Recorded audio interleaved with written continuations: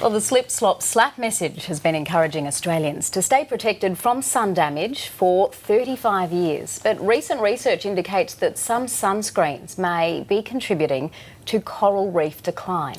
With our reefs increasingly in the spotlight due to extensive regions of coral bleaching, Dr. Karl has explored how certain sunscreens are tipping the balance on these delicate marine structures.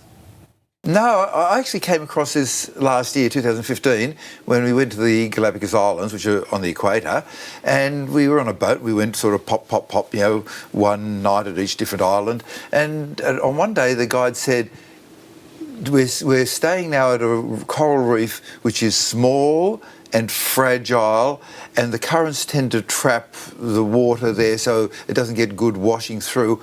Please don't wear sunblock. And I'd kind of heard maybe that sunblock might have been dangerous in some way, some sort of sunblock, but I'd never actually come across it that close. And I thought, oh my God, there's something going on. So I read up on it, and to my surprise, it is actually a fairly major factor. Wow, so what exactly is in the sunscreen that's making it so harmful for coral reefs in particular? Well, there's many different types of sunscreen and many different types of chemicals in them, and it's a whole enormous field. There's one chemical which goes under the name of Oxybenzone, and it's good and bad. What's good about it is that it blocks both UVA, which is close to ultraviolet, and UVB, and not many chemicals do that, so it's used widely in all sorts of products, including cosmetics, and over 3,500 sunscreens. So that's a good thing about it, it's got a wide range. The disadvantage is that it appears to attack the coral, which I didn't really realise. So I read these papers on it. And so here's a direct quote from one of the papers.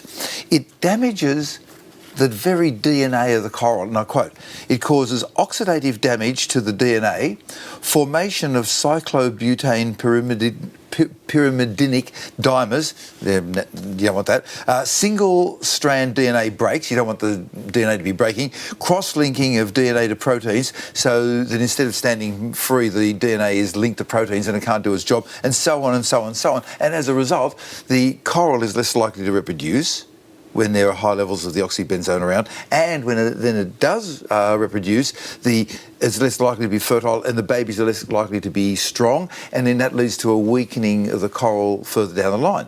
It also has hormonal effects where it acts on the baby coral to make them less likely to land and sit on a rock, and makes their mouths 5 times bigger, and that causes a real mess up. It also predisposes the coral as an adult to be more prone to bleaching, so global warming is real, and so the temperature up, so it makes it even worse there. And then finally, it acts as an endocrine or hormone disruptor, and in this particular case, what it does with the coral is the coral sits there as this little blobby creature, and it makes a certain amount of calcium around itself, limestone.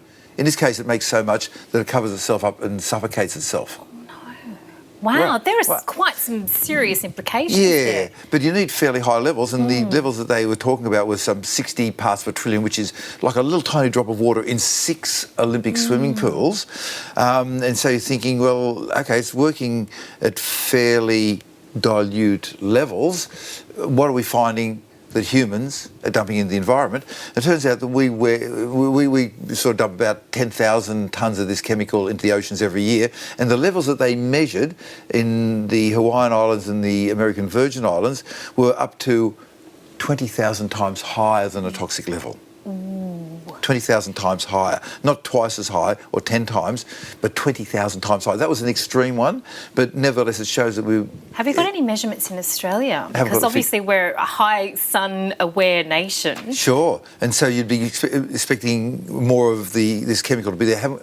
He didn't do his work in the scientists out there to measure it and to try to help save the reef. Because we have such an incredible problem with coral bleaching. Already. Not just on the Great Barrier Reef, but in other parts of Australia as well. Luckily, the reef is huge and the people only go to a small part of it, but we just need to... Look, no matter what we do, we disturb the universe. And you just want to know what we're doing and then try to minimise it. And so there's been several examples where we humans have done potentially bad things to the environment and we've stopped it. So with the case of, say, DDT, the companies made it in good faith and it seemed to have good effects. And only later did we discover that it was making the shells of birds so weak that the babies wouldn't hatch properly. And when they started finding it in the Antarctic, in penguin eggs, then the governments of the world got together and said, OK, no more. And we had the same thing happening with the CFCs, and that was a really good chemical at the time when it was invented in the 1930s. Only later did we discover that it was punching a hole in the ozone layer. The governments of the world got together. Acid rain was another one. We didn't realise that the sulphur in coal was causing sulphuric acid, killing the fish in some northern lakes. The governments of the world got together. So we just need to recognise this as a problem and find different chemicals, better chemicals. Are there alternatives to the oxybenzone? There are, and they have their problems, but we can get around that. So with regard to the CFCs, you know, they were in the refrigerators. Initially, the governments of the world said, look, we can't possibly come up with another chemical. We're stuck with CFCs. And the governments of the world said, you're clever people, do something, and they came up with better chemicals. And so we can do the same thing again. And so straight away you go with, say, the zinc and the titanium, and they have their own problems. No matter what we do, we're going to disturb the universe. We just want to do the least amount of disturbance, and we just need to go down that pathway. And then on the long term, everybody will be better off because the reef will be here, the tourist dollars will be here, the fish will be there, because the coral reefs, even though they occupy a microscopic percentage of the world's oceans, generate a huge percentage of the fish. Indeed they do. So maybe don't forget the slip and the slap in the slip, slop, slap. Yeah, and then this is one where the politicians have to act for the common good of the people to pass the laws. Dr. Karl, thank you very much.